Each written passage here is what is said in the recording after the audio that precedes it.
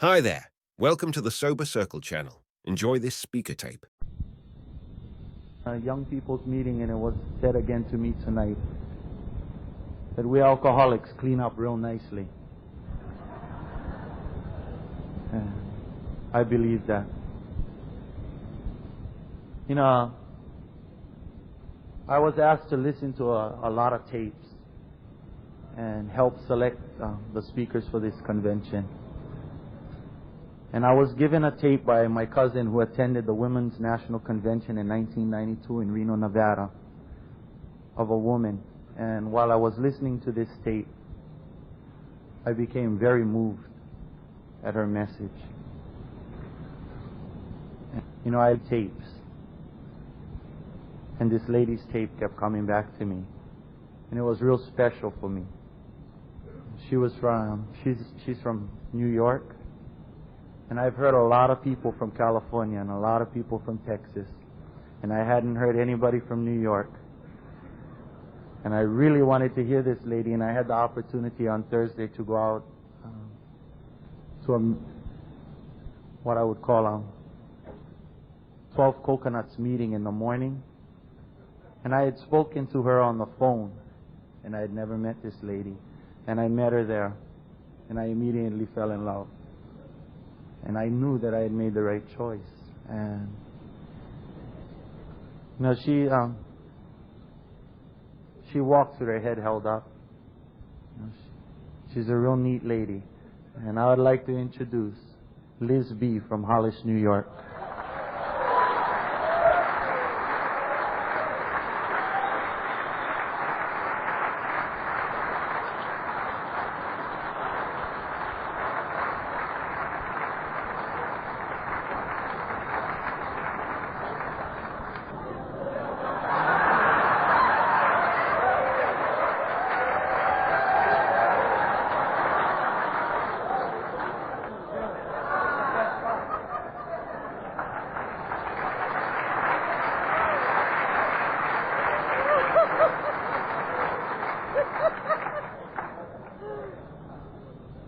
Good evening to all. My name is Liz Bailey, and I am the most grateful, definite alcoholic you ever could lay your eyes on.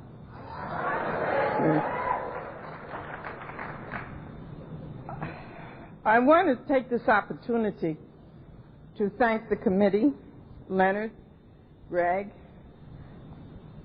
I'm leaving out Bob. Let me just thank all of you for such an honor that you have bestowed upon me this evening. Marion and another lady named Fran has been trying to get me to Hawaii for many years. And I thank Marion, and Fran has passed, I've heard. But I thank all of you for inviting me to this beautiful state of Hawaii. I have been in such awe that you'll never know. I've been crying for 2 days. My cup is just, whoo, I'm not right, that's all.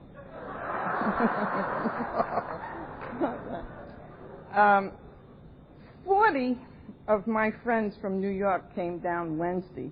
I'd like you to recognize the 40. Please stand up. They're in the back.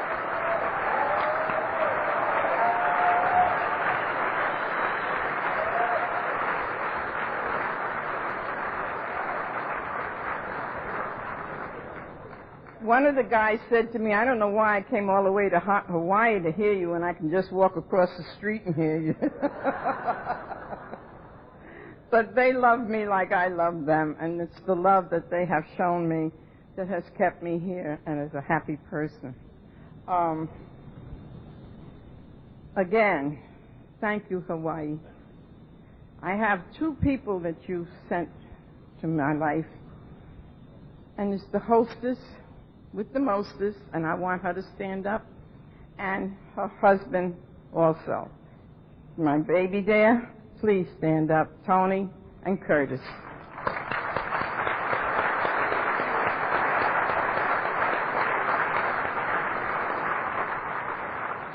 They have taken me over this entire island, mountains and all. and I thank you.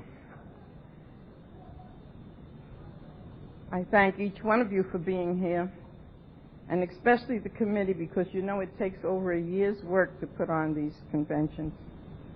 And it's so beautiful, the love that's here in Hawaii. I'm going to go home so full that they're going to have to tell me to shut up. It's been just that wonderful. I know I'm leaving somebody out, but please forgive me if I have, because I've just been a nervous wreck. And I don't usually be this nervous, but I am.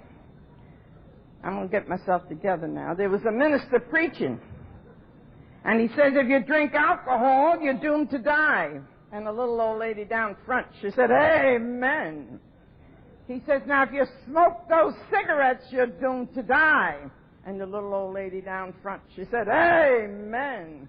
He says, if you chew tobacco, she says, look at that, he stopped preaching and gone to meddling.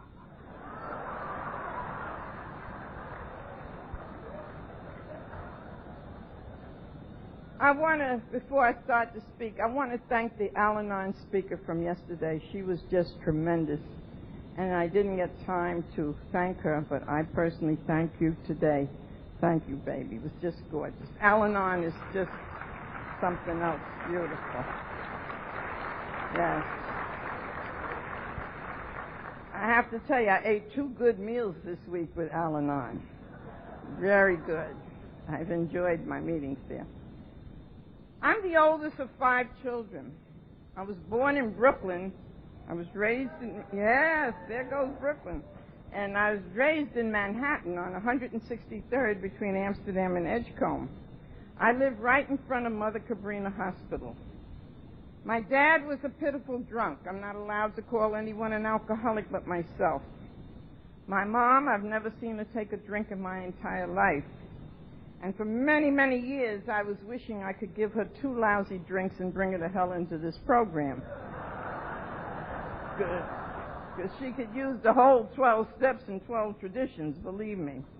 My mom passed away 6 years ago, 3 days short of being 95, so you know she had a beautiful life. My dad, I thank God that I was in AA when he hung himself. I don't believe I could have accepted his death if I had not been in AA. Of course now, my mom made my first drink when I was 12 years old. And as I look back, I was a stone alcoholic at the age of 12 years old. So I don't know anything about social drinking. I don't know about crossing any lines. I've seen a hell of a lot of lines, though. But I don't know about crossing any of them. And my mom made rice wine from the ingredients that she received from the welfare, such as rice and raisins and oranges. And she left myself and a little girl named Marion to sieve this rice wine through cheesecloth. I'm going to show you the difference. Marion sieved and sipped 2 drinks, and she went home. But I sieved and I sipped. And I sieved and I sipped. And I sieved and I sipped. And I'm only 12 years old. And I'm sieving and sipping. And I put on a drunk at 12 that was a drunk. And of course, my mother lectured to me all night. And the next day I had the nerve to snap my little fingers and shake myself and tell my friends what a ball I had. And I don't even remember what the hell happened. And that began to be the pattern of my life. If you didn't drink to get drunk and pass out, you didn't say too much for me. I began to sell King Kong booze at the age of 14. I mean, it was King Kong. It stood you straight and it knocked the hell out of you. And I bought it from the man who made it in the bathtub on the first floor apartment. And I bought it by the gallon. And I sold it for 40 cents a cream pitcher. Now, someone told me to take mayonnaise, olive oil, butter, and cream, line myself up. Well, I'm going to tell you, that King Kong went all through the butter, the olive oil, the cream, and so I stopped taking that sick stuff, and I drank plenty of booze. I made good money. One night, I'm laying out the window, and I see this sharp dude come tipping on down the street. Oh, Lord, I almost fell out the window. He was so sharp. God. And I saw him with a roll of money. And I said, oh, my God, I got a live one. You know, I was always looking for a live one. I look for the live ones in AA, too. I don't look for no deadheads in AA. I'll tell you that right now.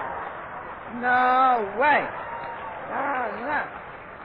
I look for those live ones. So I went down, running downstairs, and I latched onto this dude. And I found out it was a $5 bill around a lot of ones. But I latched onto him anyway, and I started from uptown Manhattan down to the Lower East Side.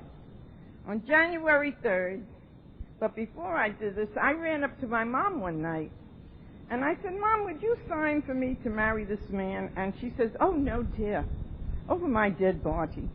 That man will have you out in the street, and you'll live a terrible life with that man. And I found out something about myself at the age of 14. Don't you ever, but never, tell me what not to do. There's something in my nature when you tell me what I can't do, I'm going to do it if I pay every price for it. I paid a hell of a lot of prices. I thank God today that AA suggested everything to me. Because if it hadn't, I wouldn't be standing here right now, I'll tell you that. So I quit school at 14. I took sleep-in jobs, and I was drunk every Thursday and Sunday when I was off. And I left New York January 3rd, 1939, and I went to Baltimore, Maryland. And I'm standing in front of the minister, and I'm crying my heart out. And he says, my dear young lady, would you mind just telling me what you're crying about? I said, at last I got him. From 14 to 17 was a long time to wait.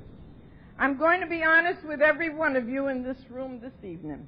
That was the sorriest day of Mr. Bailey's life when he said, I do, to Liz Ulrich. Mr. Bailey never stopped crying from January 3rd, 1939, till he went home with the Lord August the 12th, 1986. That was a sorry day for that man. I'm telling you. Now, I came back home with the marriage license. No more mama. No more neighbors. Nobody's going to tell me how to live. Woo! I'm going to paint New York red. Lord have mercy, I was 17. Now, I'm 72. Could you picture what I was at 17? Woo!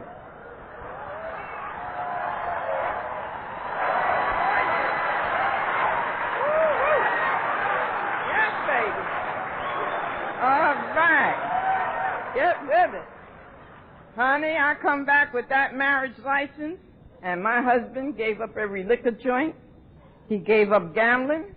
He gave up hustling. And he gave up going to parties, and he sat down. And I became a mental case at the age of 17. Because here I am raring to go, and this cat is sitting. And he sat from January 3rd, 1939, till he went home with the Lord, August the 12th, 1986.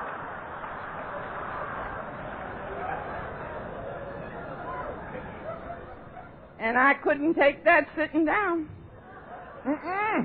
I started nursing my little drink through the week. I look forward to weekend drunks. Now I have to have a drink to wash, iron, cook, clean, talk.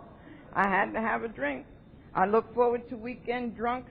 Every weekend I had kegs of beer and bottles of booze. I knew where I was going every weekend. Now I watched the change come over my life. I began to curse. Every word came out of my mouth was a curse word. I watched another change. I began to fight. I began to fight everything and everybody. I watched another change. I began to leave my home from 1 day to 3 weeks at a time. It got to the place when I picked up a drink, I could never tell you what was happening to me behind it. I now began to hit the hospitals, broken fingers. Girls, please do not ever fry a frozen chicken drunk. I hit the grease over and burnt up both of my legs, and the good sisters was tending to these legs while I was drinking, and they would say, Miss Bailey, please stop drinking. There's an alcoholic clinic on a Tuesday. It went in this ear and out that ear. And I would take all my situations and problems to Sutton's Bar and Grill. That's where you could find me at any God-given time. And so I continued to drink. I continued to watch myself go down. I have been beaten to a pulp a couple of good times where I couldn't come out of my home for weeks at a time. I have been beaten so bad because I'm nasty now. And of course, one morning I woke up so sick and tired, my head was coming off my body. I took Anacins, aspirins, Alka-Seltzer. I put a raw egg in the beer. I did everything to straighten my head out, and I couldn't get it straightened out. I reached over on my night table and I grabbed the Bible. Maybe I could find the answer in the Bible, how to straighten my rotten, filthy life up. Mr. Bailey passed my room and he seen me with the Bible. And he started screaming, "Put that Bible down, you hypocrite. In 20 minutes to an hour, you'll be so drunk you'll be slapping a kid down or hopping a cab." He was right, because the cab drivers used to say, "Please take somebody else's cab." Took me 3 days to clean up my cab behind you. Who the hell does he think he is? I paid 50 cents to get in that cab. Don't tell me who to take. Or I would be swinging the corner. This is the first time I ever thought of suicide. I literally ran and jumped up in the second floor window. And as I went to throw my body down into the yard, there's a little old lady named Nana Backer, and she spots me standing up in this window. And she starts to scream, "Mr. Bailey! Mr. Bailey! You better get her! She's going to jump!" And his head comes out the next window, and I see his hands come out like this, and I'm watching him, see? "Nana, will you let that bitch jump? I'll be rid of all my problems, all my troubles. Let that bitch jump."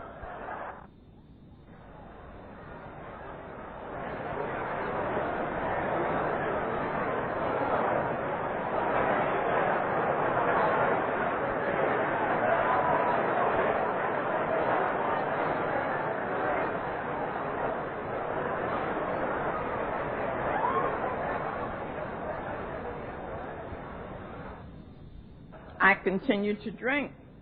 And now I'm watching myself being beaten by other people, like I said. And I love bald-headed men. Oh, God, I was crazy about bald-headed men.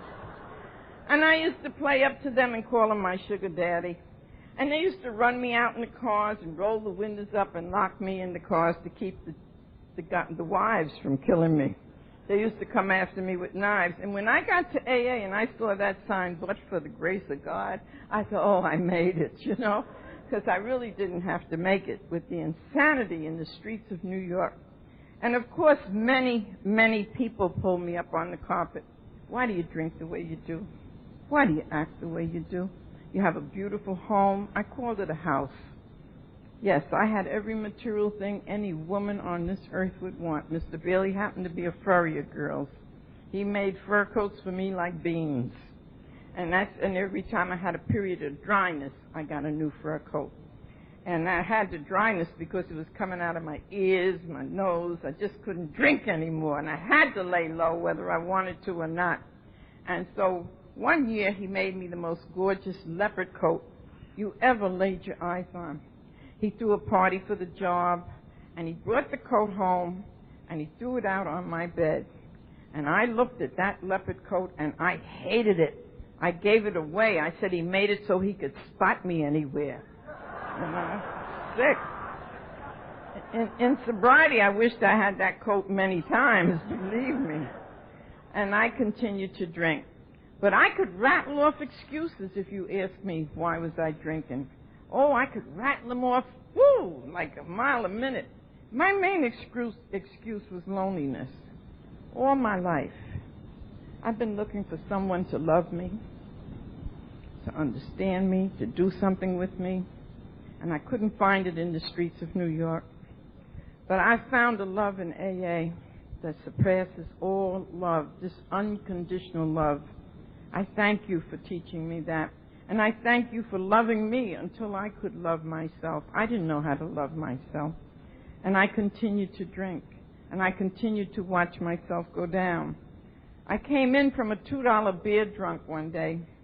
And Mr. Bailey said, "Look at this. You're drunk again, and you don't have any dinner ready." I said, "I've asked you time and again, don't argue with me when I'm drinking. Say as little to me as you possibly can when I'm coming off one." And I said, "Would you mind seeing me up to the bed?" I remember he walked me 3 steps. And when I came to, I was stretched out on a bench. A policeman was sitting at the foot of me. And people were walking around on the ceilings. And blood was all over the front of me. I had a gold coat on, the black slack set that day. And my front 2 teeth was doing one of these things. And I see this big man standing up in the door doing like this to me. And I went over to him. And please, don't ask me how I could answer his questions, but everything about the president, what day it was, I answered it. So he told Mr. Bailey to take me home. And I said to Mr. Bailey, don't you lay down. Don't you lay down, because I'm going to get you if you lay down for taking me to some Kings County hospital. Well, do you know Mr. Bailey sat up in chairs for 3 nights, girls. He was really afraid to lay down. I don't blame him. I'm crazy. I might have gotten him because I had broke up everything in that apartment. Everything was smashed. I continued to drink. I was always on my knees to Mr. Bailey. Please, please forgive me. I don't want to drink like this. I don't want to act like this. And I meant it when I would be down on my knees. But he was so right.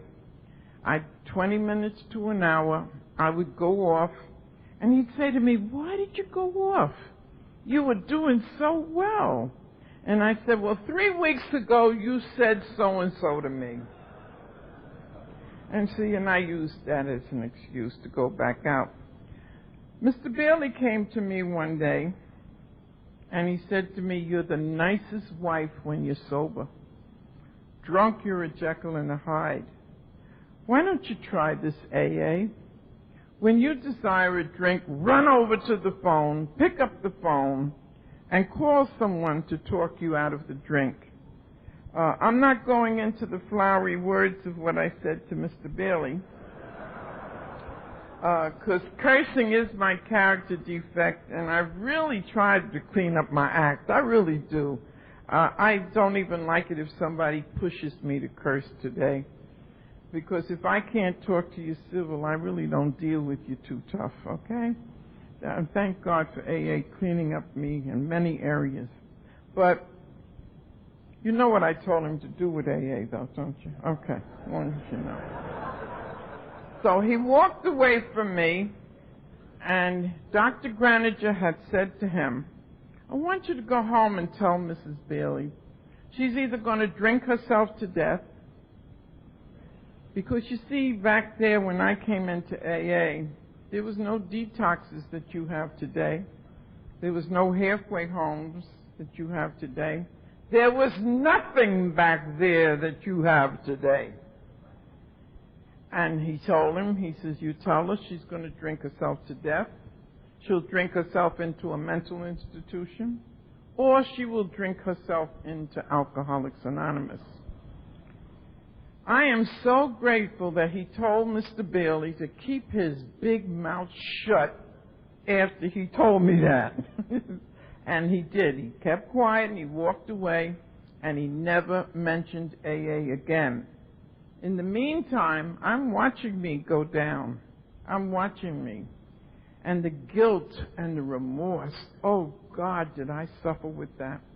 Every time I came up off a drunk someplace else, I died 1,000 deaths, because I had 3 beautiful children, and I thank God the neighbors were there to take care of these children. One of my neighbors pulled me up on the carpet, and she told me she was very much ashamed to live next door to somebody like me. And she says, and what is wrong with you? And I said, Jim Ali, I suffer with my nerves so bad. And Jim Ali suggested that I drink rum. Isn't that nice? I left Jim Ali standing in my little bitty kitchen, and I ran around to the Empire Liquor Store, and I bought a bottle of rum. Will some of you please tell me, I lived in Jamaica, Long Island. I woke up in Briarcliff, New York with that bottle of rum. How I got to Briarcliff, New York, I still cannot tell anyone. But a beautiful lady took me in off the streets up there into her home. And I became a booze fighter in this lady's home. I didn't really want her to see how I drank. And so I'd wait till she goes to work, and I'd put a shot in my coffee. I'd call it Coffee Royal. And I would hide the bottle. I don't care where I hid it, I found it, and especially if I put it in a drawer, I didn't want it to leak. Jesus, don't leak, you know. And then, by the time the lady got home, I'd be urping and burping, and she didn't know what to do for me. And she sat me down by the fire one night, and she said, you know, Liz, you're a lovely person. She said, but drinking is your problem. And she says, I put my husband out of here for his drinking. And she filled me with so much of guilt and remorse that night. And I'm crying because I'm away from my 3 beautiful children. I don't know where I'm at. And I'm fighting the booze. And all of a sudden, I said, I'll sit in the Catholic Church all day. Just so I wouldn't touch a drink, that I could probably peel this lady's potatoes and at least get her dinner started because she's so good to me. Well, I did that. I sat in the Catholic Church all day. At 4 o'clock, I walked out of the church. I walked right over into the bar, and I say to the bartender, give me one to relax. Now, I sat in the church all day, but I need a drink to relax. I don't know about you. See? Because I'm going to peel this lady's potatoes. Give me 2 to get started, because I'm going to peel this lady's potatoes. Now, when they gave a 3rd free drink, I would never walk out on a free drink, and don't you dare walk out on a free drink. That's not nice. No. Then I got to buy one back now to look good, because it's important that I look good. And by the time I get to the 4th drink, the hell with her and her potatoes, baby. Let's roll. So you know the lady never got any potatoes, don't you? And so I came back to New York, and for me to get in my house, if I came in nice, you'd see Mr. Bailey throwing me out the front door in brown bags, shopping bags. And now I'm sleeping in unfinished basements. And they're screaming at me, don't drink down there and don't smoke down there.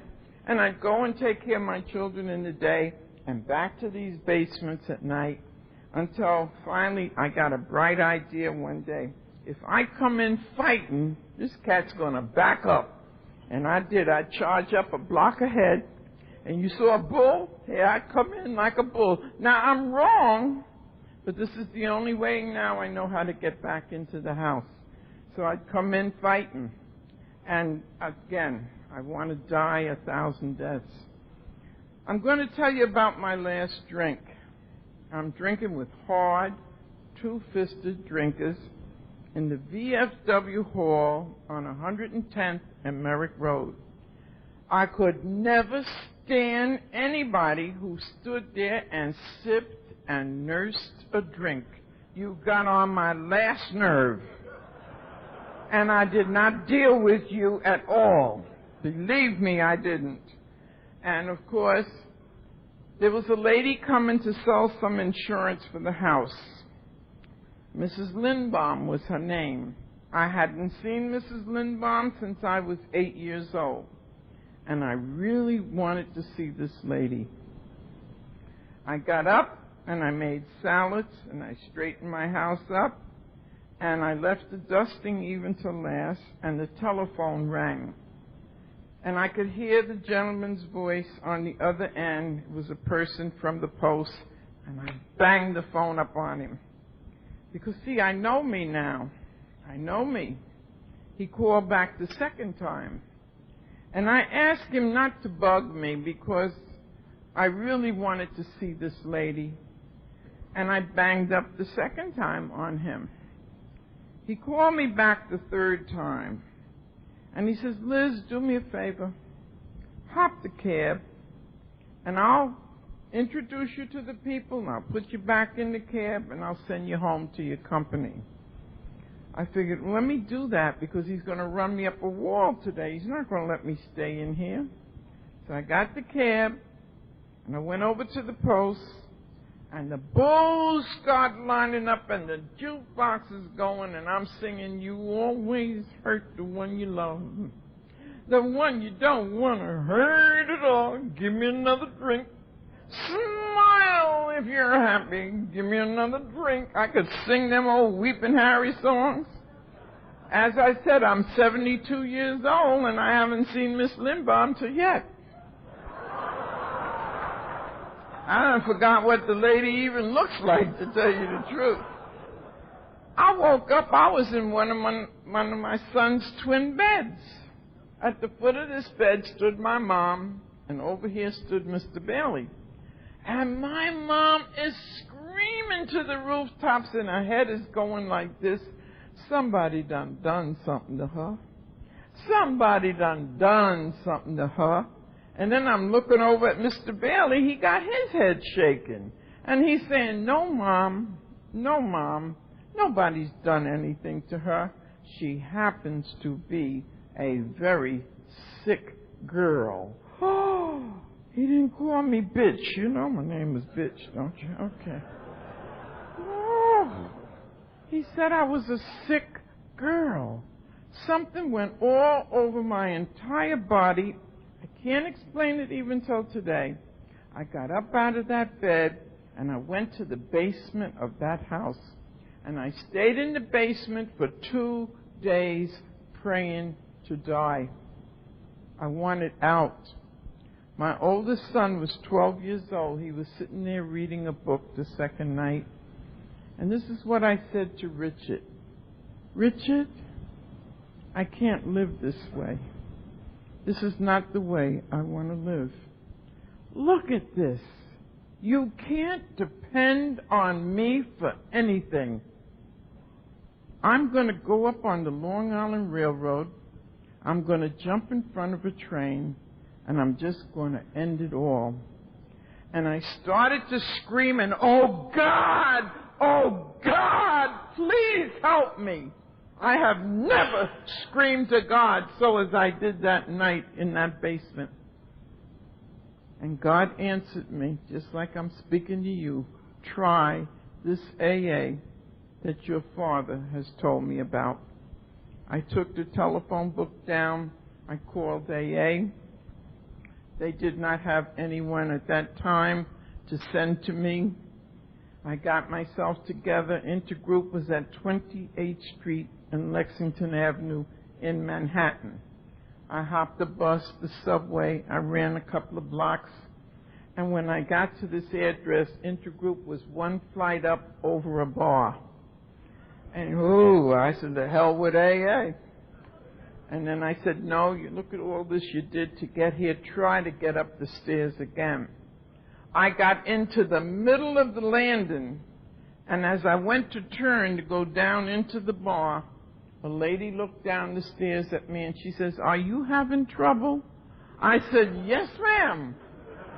And I went running, because I was having trouble getting up the stairs. And I ran up to her, and she escorted me into the front part of the office.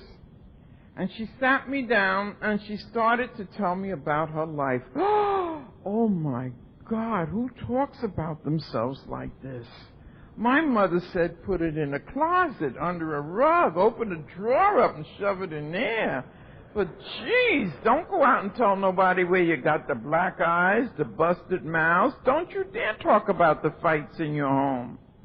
And the lady turned to me, and she says, you know, Liz, it's the first drink. I says, oh, come on, sweetie, I've been drinking for 19 years. She said, no, Liz, when you pick up one drink of any type of alcohol, it is only a matter of time that a compulsion sets up into you that you have to go all the way. And I said, she's right. I could take 2 drinks on a Monday. Good. 2 drinks on a Tuesday, you're looking for me. Wednesday, I'd go to Gert's department store. I'd buy a 5th. Boy, I drank that 5th and nothing happened. I done found the brand I can drink. You know I went back there Thursday and got another bottle, don't you? Friday, I'm knitting without needles. Have any of you knitted without needles?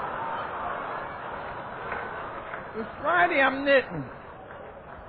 And I'm walking up and down. And I've got to go get that drink to get me back in focus. And she said we do it 5 minutes. one 10 minutes, 1 hour, 1 day at a time. And we do it with meetings,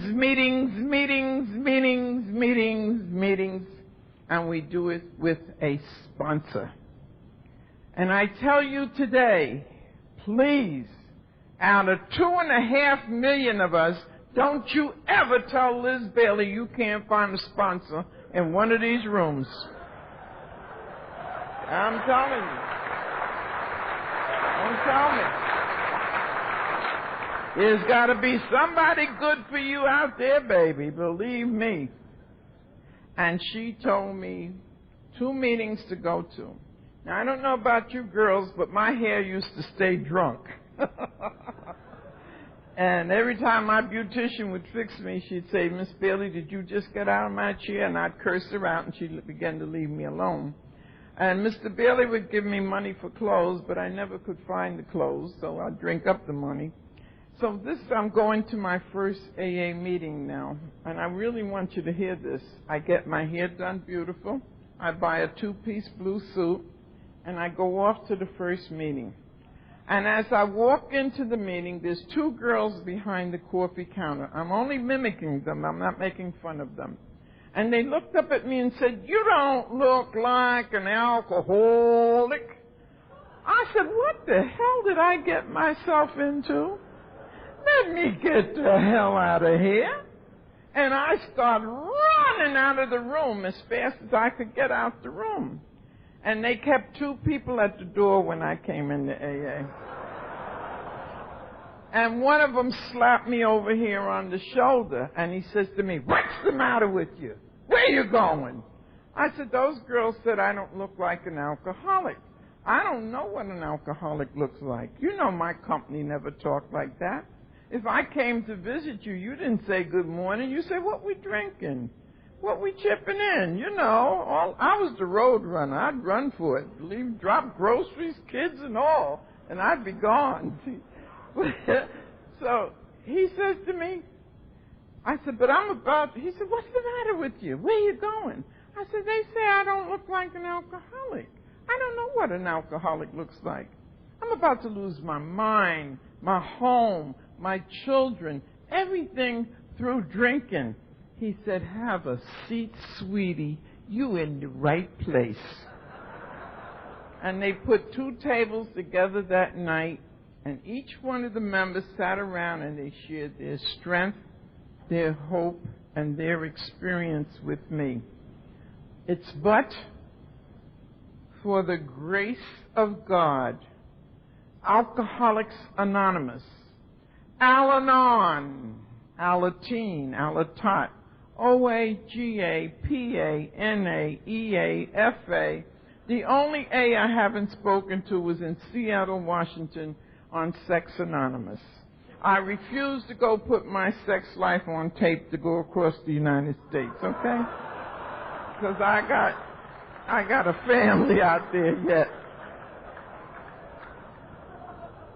I came into AA July the 11th, 1952, and I just celebrated 41 years away from my last one.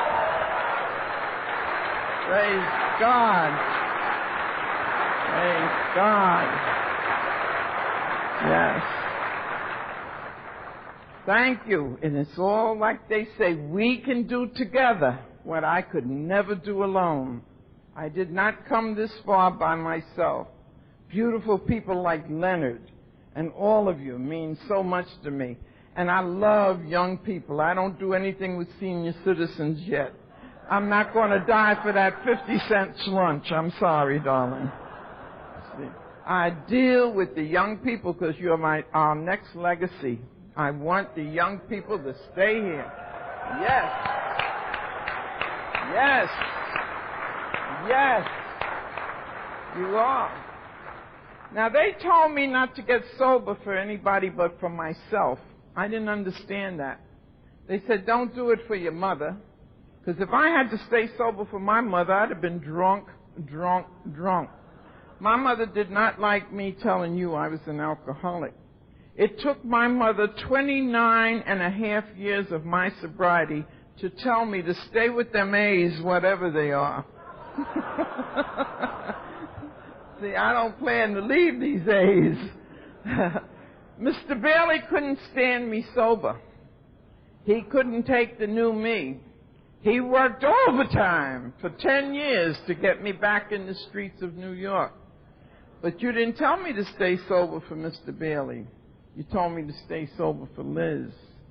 31 years ago, I had the honor and privilege of speaking for our late co-founder, Bill Wilson, at the Hotel Commodore that night to 2,700 people. And when I arrived back at the house, remember, I never called this a home. And I arrived back at the house, and he banged every pot on the stove, and he screamed that he had to get rid of me, that he couldn't stand me and this sobriety another minute. Well, I used the 3rd and the 11th step at 3 o'clock one morning, because no man makes decisions for each other in the fellowship of Alcoholics Anonymous. And God spoke to me like I'm speaking to you. If you pick up one drink, Liz, you don't have Liz. If you pick up one drink, Liz, you don't have Mr. Bailey, and I didn't have him anyway. And if you pick up one drink, Liz, you're not in this house. So I left Mr. Bailey sitting in a $60,000 house at that time, and I moved to a room and kitchenette, and then to an apartment. I went back 7 years ago and took care of Mr. Bailey in his last days, for the fact that I've stood on these platforms for so many years telling you how I loved that man. And the more I got sober, the more I loved him all the more, because he kept the house together. He sent 3 children to college. He kept everything together while I was in the streets of New York. And I do honestly tell you, I loved him so dearly that it was a privilege to go back and take care of him and make him happy in his last days. And he said to me, why are you doing this, and how can you do this? I said, with love. Anything you want to do right, do it with love. And so again, Mr. Bailey asked me to take his hand. And I took his hand in Sloan's Kettering Hospital, and he says, Liz, I really love you. And I screamed. I said, girls, it took me 47 years to hear that. But I got it. Ain't that something? I got it. Yep. I got it. And another nice part I want to tell you, I'm back in my home today, and it's paid for. Isn't that nice? I was out of that home for 24 years, and he brought me back into it. My purpose here, too, is to stay sober and help others to achieve this beautiful program. And not only that, don't ever give up. Don't ever give up, because there is the miracle that's next. And my oldest son has hated me all my sobriety. And he let me know, I'll never forgive you or forget you. But I came into AA and learned how to forgive myself for my past. I was ignorant as far as alcohol and alcoholism. Nobody was talking the stuff that you hear today. Nobody talked about alcoholism 41 years, 2 years ago, or when I was in the streets. I didn't hear that. And so February the 14th of this year, I had a phone call. Hello, Mom. I said, who's this? Oh, you don't know your only son? No, I hadn't heard from him in years, 5 times in 41 years. How would I know his voice? I have other sons in AA. I've got plenty of sons in AA. But here again, I started to cry. And he said, would you hang up? Because he lives in Los Angeles.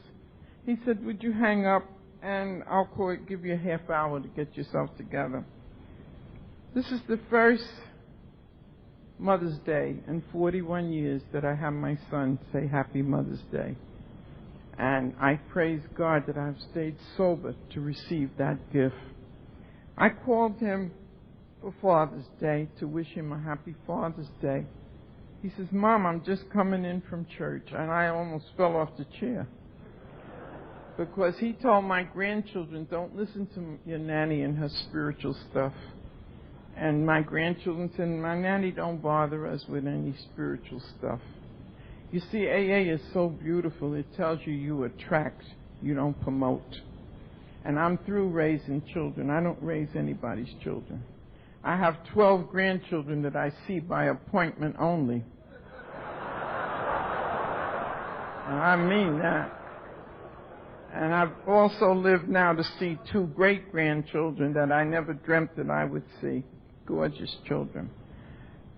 I thank God that Richard is talking to me now and that he's doing okay. And he's in the background screaming, "I love you, Mom. I love you, Mom." And it's a privilege to have stayed sober to hear that. I have a daughter that I stopped drinking when she was 5 years old.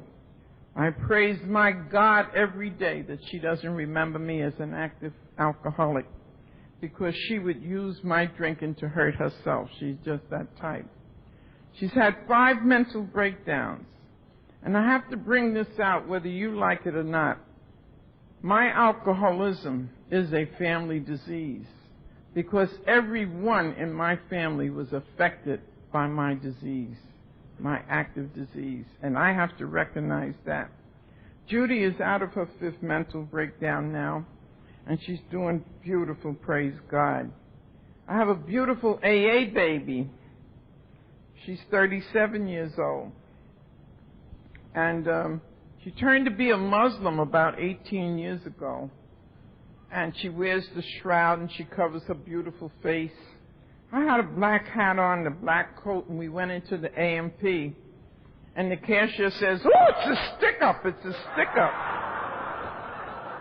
I got hysterical and I went to the floor of the AMP. So coming back on the subway, she says to me, "Mother, are you accepting me as a Muslim?" I said, "You join Buddhism, I don't care whose ism, as long as it helps you be a better person." And like I said, I'm not raising children anymore. She's had 12 babies, she's got 6 left, and she's doing beautiful today, praise God. I had a son I want to talk about because I want the young people to really hear what I'm saying. Dennis, my second son, who would have been 51 this June past, I used to say to him, "Dennis, the right road may be hard, but you'll be the winner. The easy road, the price is heavy." And Dennis chose the easy road, and he was shot and killed 23 years ago at 2 o'clock in the morning. I don't cry about Dennis because I don't believe in crying about the dead. That's for me now. This is my opinion, not yours. Because it tells me, "Let not your heart be troubled. In my Father's house there are many mansions." And I've always believed that my son will be there to open the gate for me when I go to join him. Again, I thank God that you told me to stay sober for myself, and I'll ask you not to put any conditions onto your sobriety. This year I had my 9th operation. I called myself and I felt that I was dying the first of this year. I had to cancel out many speaking engagements. And one night the nurse came by with a flashlight. And I said, "Would you mind coming in and let me speak to you, please? I want to make a confession because I feel like I'm dying." "Oh, Miss Bailey, you don't tell God when to take you. He knows when to take you." I said, "Oh, let me shut up with this one." She come by in the morning, "Good morning, Miss Bailey, how are you?" I said, "Well, I seem to die in the night, but I sure come alive in the day." And I believe very strong. I'm back strong now. I'm back real stronger than I've ever been. And I believe God has me here for a purpose. And I know and I hope that my purpose here in Hawaii will help someone find their way to this beautiful fellowship of Alcoholics Anonymous. My first 5 years in AA were the hardest years of my entire life. I didn't talk about a God when I got here. I didn't want you to mention God to me. I'd lay your soul to rest. Because here I got sober and all hell is breaking loose. And I don't understand this hell. Mother fighting me, son fighting me, husband fighting me, neighbors out in the street shaking themselves saying any day now she'll take off. And yet and still when I was drinking, they all crucified me. And here I got sober and I was going through that same crucifixion. And I didn't get sober for them people. I got sober for Liz. And I made 7 meetings a week and 3 times on Sunday. And if some of you here in Hawaii knows, I've been making meetings every day, twice a day since I've been here in Hawaii. I stay very close to meetings, especially if I'm going through anything or growing through anything. At the end of 5 years, after having migraine headaches, deep, deep depressions, because I'm not talking about a God now, and I'm living in this fantasy world, wishing and hoping and desiring that everything is going to be my way. I don't even play Sinatra's song, I Had It My Way. Because my way has never been any good. Still isn't. And after I cried a lot, and I mean I cried a lot the first 5 years, and it dawned on me that sobriety is a gift. And if I want to keep this gift, I better let a higher power, whom I choose to call God, come into my life. And the theme of this convention, thank God, is so true. It took me time. I slowly began to grow in this program. I couldn't take the steps when I first got here. I wanted to take the steps, but I was so sick from 19 years in the streets of New York. I couldn't hold 2 thoughts together. I couldn't hold a cup of coffee, and I had to get B12 shots every other day, and I was taught how to take honey also. And so I started to grow spiritually after I let God come into my life. I got hungry for the Word and the truth.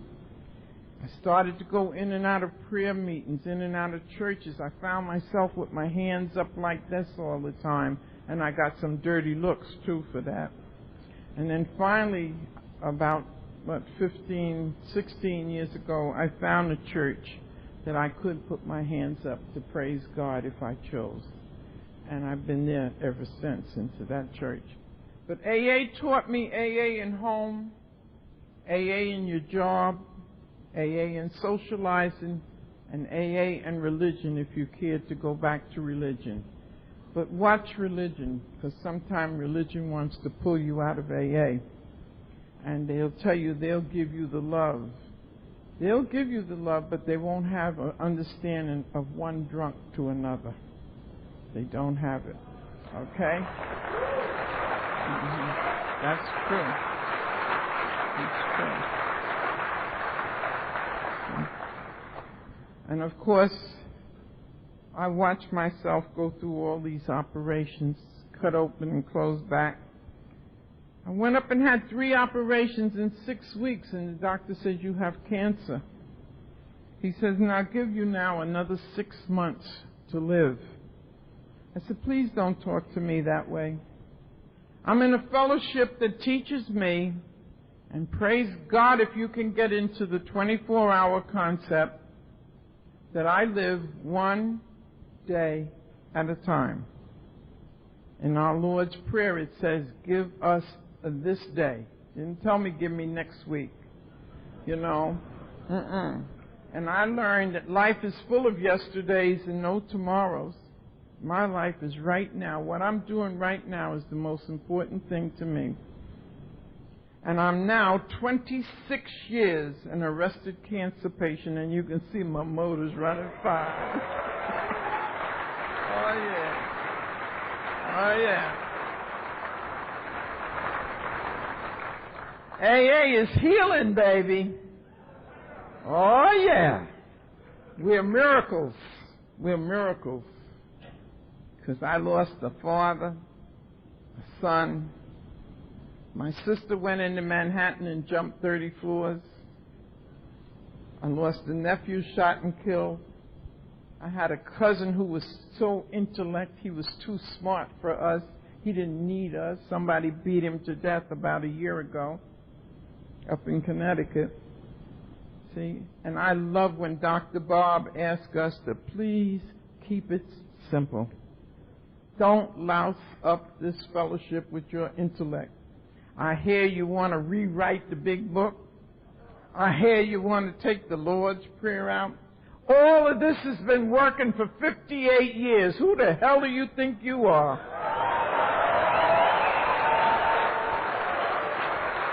58 years. I'm telling you. What they tell us, if it's working, don't fix it. That's right, it works. I had a girl tell me I better learn to grow through the changes. Some of these changes I don't like, and I've had to grow through a lot of changes. I almost 8 years ago wanted to run away from AA. The changes were so hard on me. We learned to respect speakers when I came into AA. You went to the lavatory. You did all your talking before. When a speaker got up here to speak, you could hear cotton drop. Not today. You're up and down, and you're in, and you're out, and you're up. And I missed a lot that the speakers say. And you kill the spirituality also. This is a spiritual program. Not a religion. A spiritual. And what is spiritual? Truth. We speak truth. I love children.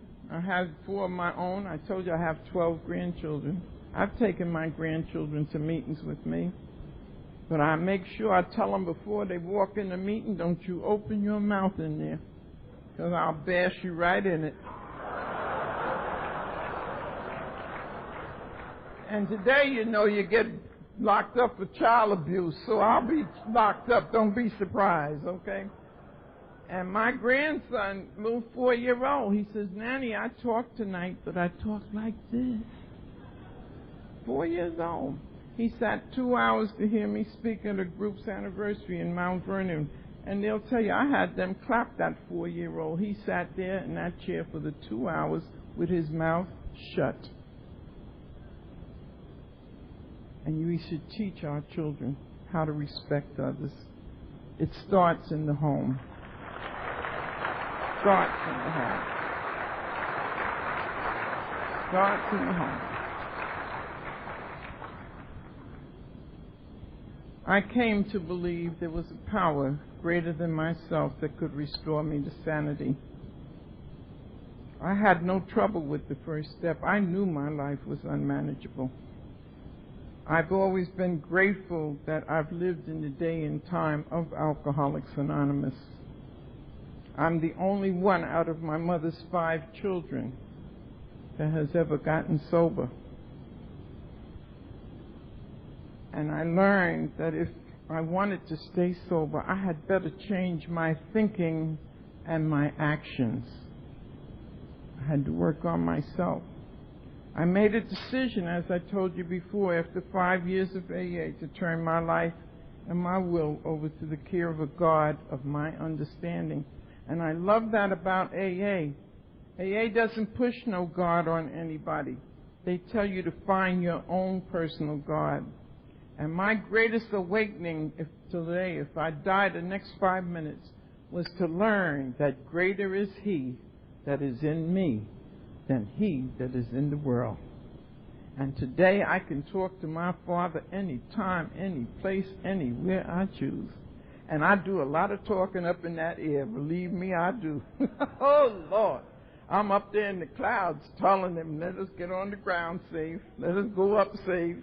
And he does. He's been traveling me around now for many, many years. Many years. I've had to take my inventory many times, write down all my lust and anger and all that. And then on the other side, write nice things down about myself. Even in the throes of my disease, I was not all bad, not at all. I humbly ask him to help me with my shortcomings. I humbly ask him to help me with my character defects. Today I can tell you something, as Leonard introduced me so nicely Today I do stand tall with dignity of a woman, and a sober mother is so important, and a sober father is so important. Yes, it is. Yes, it is. Yes. And of course now I've made amends to myself. If I don't love me, I can't love you. If I don't get it from me, I can't give it to you. They say to me, "What are you doing at this meeting, Liz?" "I'm an alcoholic." "Why I'm here?" "Well, you ask me that." "Oh, you go to meetings?" "I go to meetings to keep what I have." I learn from the good and the bad in this fellowship. And most all that go back out drinking. Did you talk to God today? No. Did you make a meeting? No.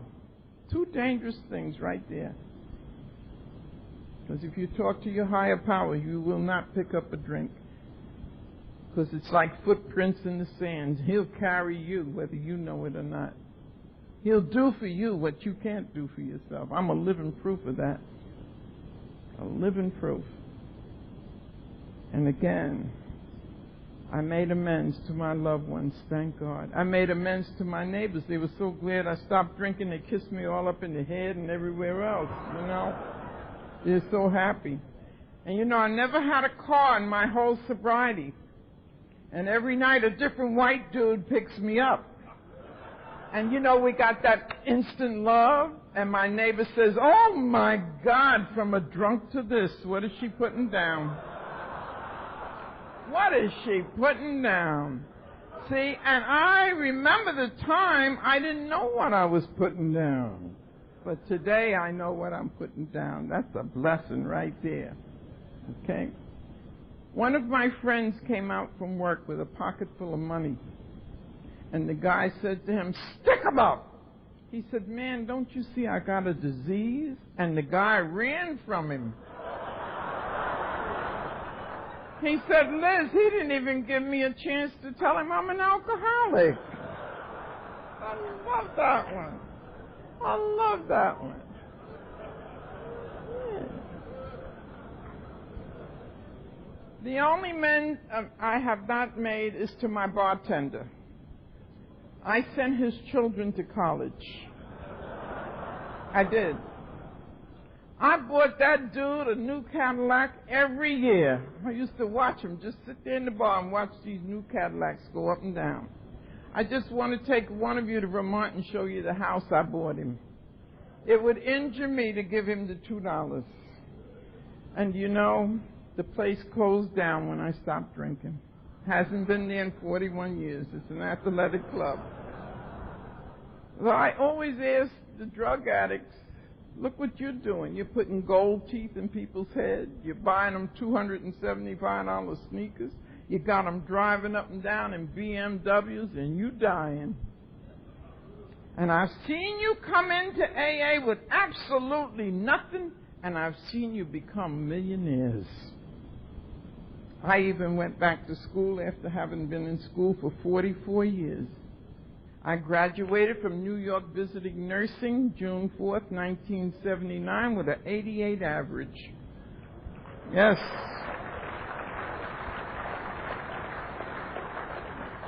You can take sobriety and make it pay off. Don't be just sober. Please don't do that. Don't do that. Make your sobriety pay off. Go in and out of the detox units. Speak to people. Put your hand out and keep this love going. This love, I have covered many a convention, but I've never covered one like this. Woo! Gee.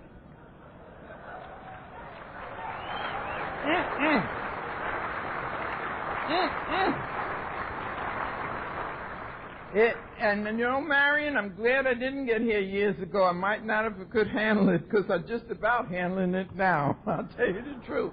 God has the plan. God has the plan. I'm here because I'm supposed to be here now. And that's how it is.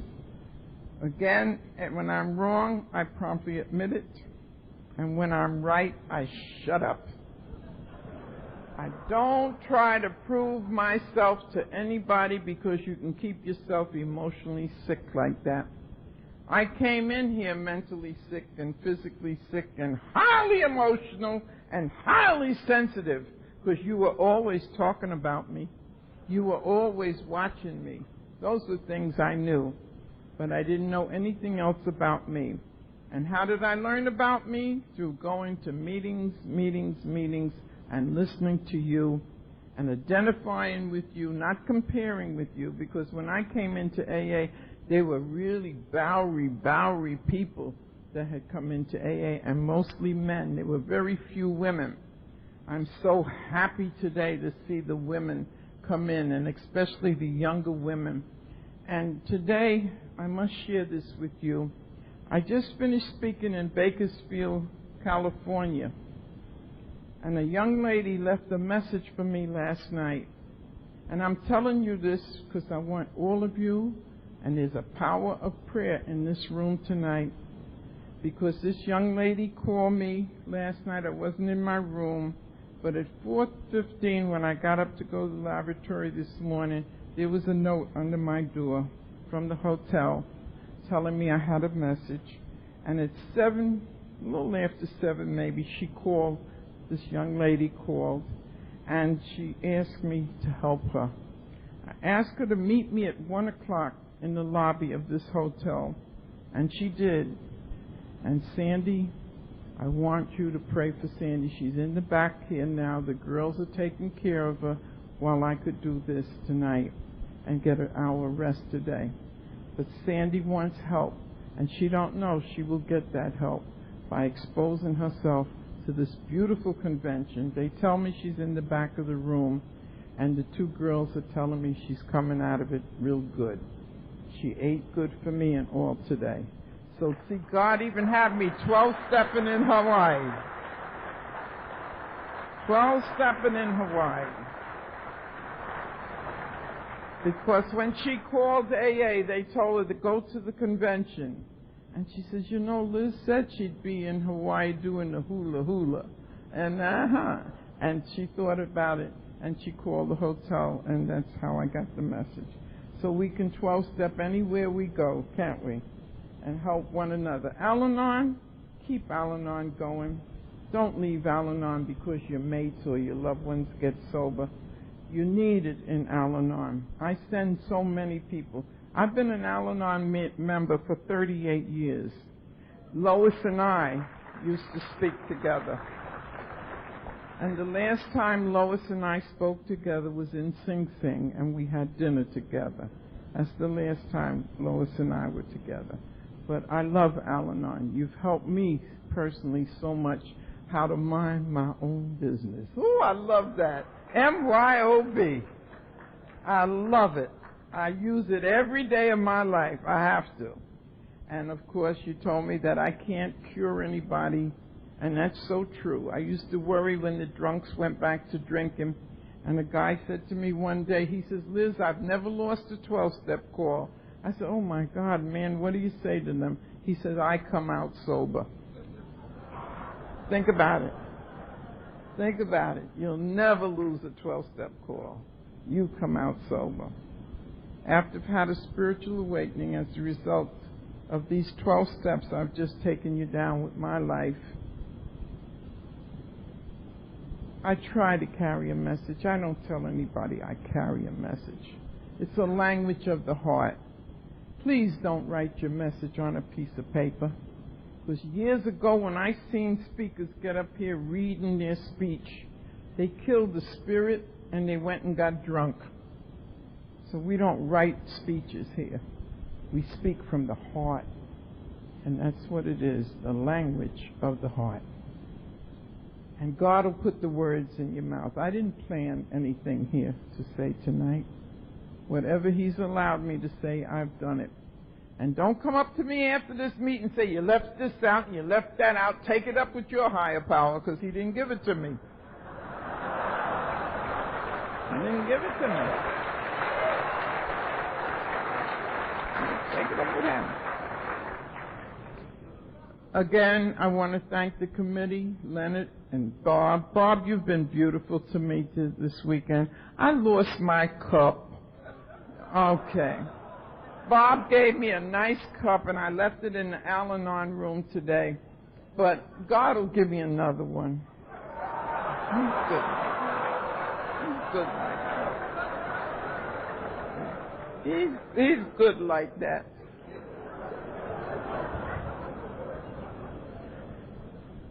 Please keep humor in your life. I could have never stayed sober 41 years unhappy.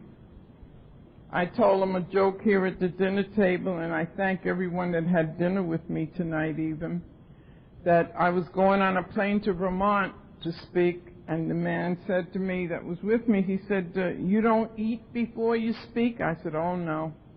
I'd rather go to bed then or sit down somewhere. The words wouldn't even come out of me if I ate tonight. And so he says, oh, you remind me of the priest. I said, I do. Father, you're not going to eat those mashed potatoes and roast beef? Father said, no, I don't do a good job. Father got up and spoke and came back and sat down. He said, how did I do? He says, I think you should have ate. I hope you don't tell me that. But I don't really eat before. I thank God for everyone. Thank God for Hawaii. I hope to look forward to be back with you again. Marion, thank you for being in my life. And thank you for all the love and the gifts that you've sent me. And again, Tony and Curtis is a new family for me in Hawaii. And I will be back with the grace of God. Love you. Love each and every one of you. Continue to have a beautiful evening. And let God go your way. God.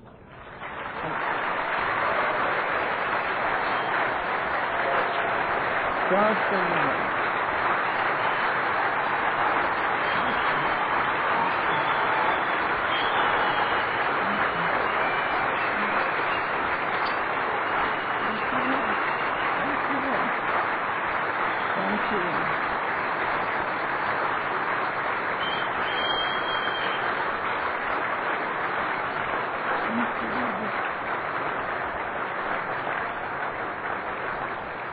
I would be amiss if I did not close this meeting the way I usually close a meeting. I usually tell you I have a primary purpose in life, and that is to stay sober, and it's nice when you find a primary purpose in your life. And I usually tell you that if I have reached just one person in here, my daughter says, oh, there she goes to save the world. No, I'm not looking to save the world. I personally just want to touch one person in this audience tonight. Then you have shown me that I have not lived in vain. Thank you so much.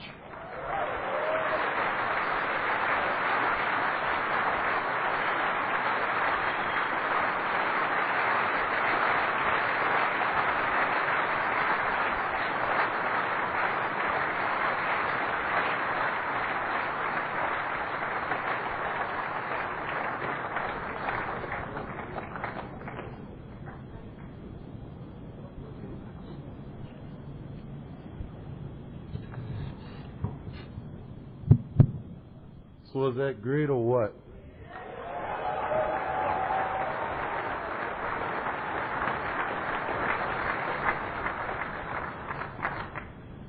At this time, I have asked Henry M.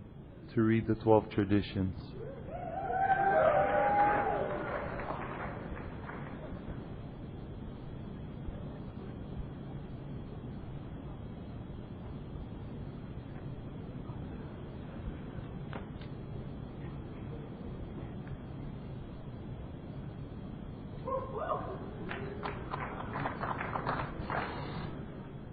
My name is Henry. I'm a drug addict and an alcoholic. Mali Discussion is my home group. And I also, too, hang with the Action Pack.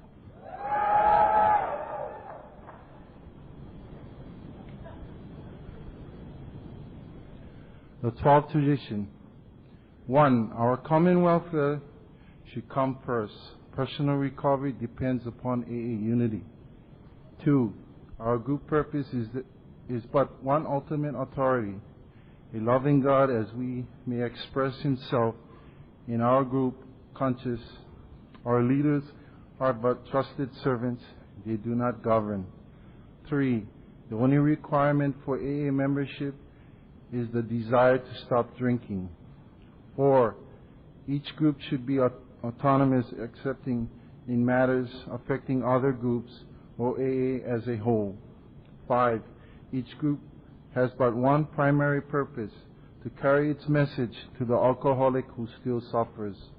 6, an AA group ought never endorse, finance, or lend the AA name to any related facilities or outside enterprise, lest problem of money, property, and prestige divert us from our primary purpose.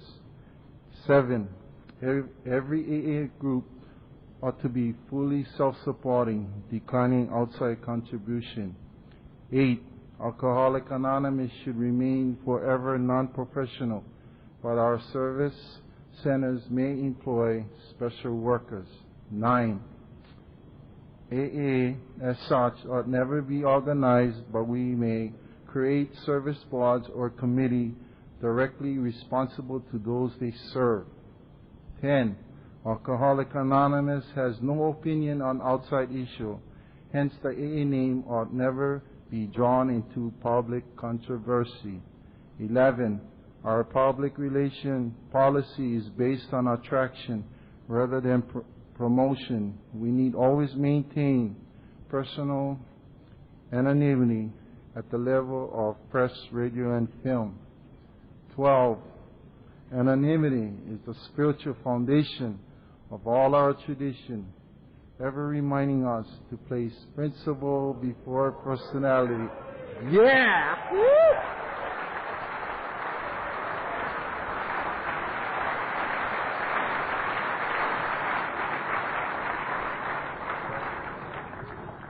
And I have asked Jeff S. to read the promises.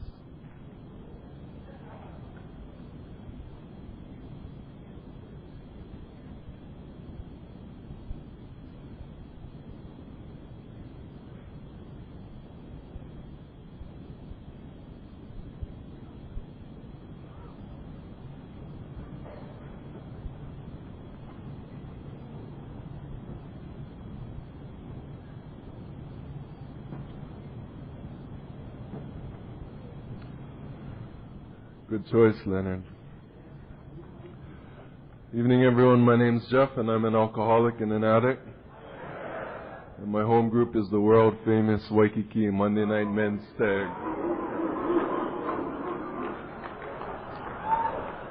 These are the promises.